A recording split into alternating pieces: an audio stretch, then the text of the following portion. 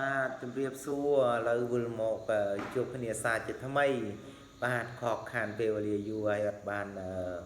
ធ្វើវីដេអូពីព្រោះរវល់ការងារច្រើនថ្ងៃនេះយើងចាប់ផ្ដើមចូលបទសម្ពោងបាទបទសម្ពោងដំណើររបស់លោកគ្រូតាប្រតិចាកុសលវោហាកុងណៃបាទហើយបទនេះនិយាយរួមទៅខ្ញុំចែកចេញជាច្រើនវគ្គហើយដូច្នោះហើយយើងរៀនមួយវគ្គអីចឹងទៅមួយសប្តាហ៍មួយវគ្គទៅប្រហែលជា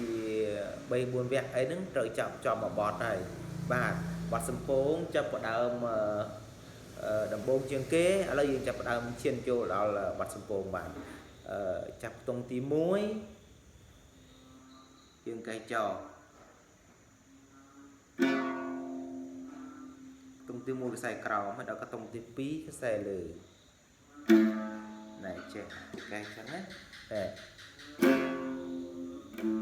កែចោទាំងពីរចោហើយខ្ទង់ទី2ខ្សែលើក៏ចោចឹងបាទហ្នឹងហើយចឹងហើយដល់ទី1កែឡើងវិញចោទៀតណាចឹងឡើងមួយទៀតទី1ហ្នឹង3 ដងបាទហើយបានគេឆ្លងទៅទៀតណាទី1ចោទី2ខ្សែលើចោហើយទី1គឺក្នុងទី1 3 ដងទៀតណាចឹងបាទណែខ្ញុំធ្វើឲ្យលឿនបន្តិចឲ្យវាចេញក្រាបតាមក្រាបចឹងបាទហើយបាន4 2 4ណែហើយ4 2 4ចឹងបាទណែឥឡូវខ្ញុំធ្វើឲ្យសាជាថ្មី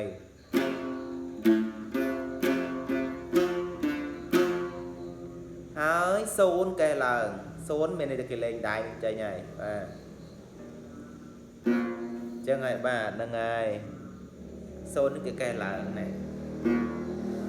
ចឹងណាបាទ4 2 4ហើយ0កែឡើងណែ6 5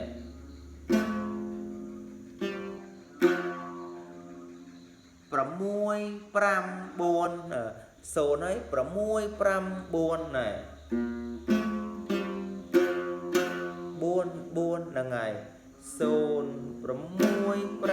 4 4ណែហើយ8 8ណែ8 8 7ណែ8 8 7 8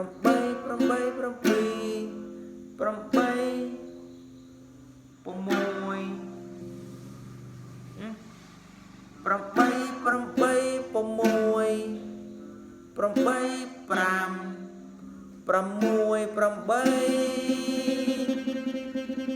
ហ្នឹងហើយណា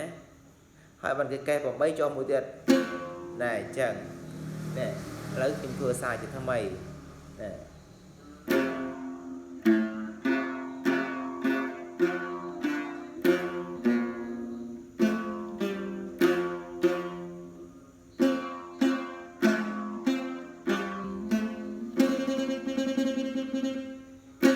ហ្នឹងហើយ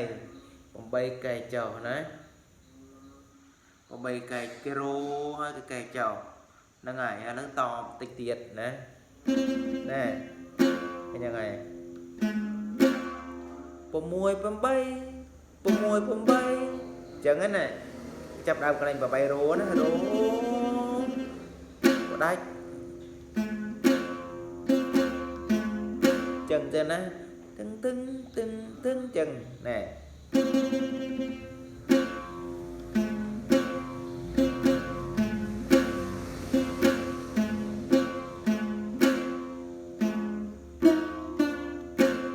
្នឹងហើយត្រឹមនឹងសិនបានណាឥឡូវខ្ញុំលេងសារជាថ្មីមួយសារទៀតណាលេងលឿនពេញហ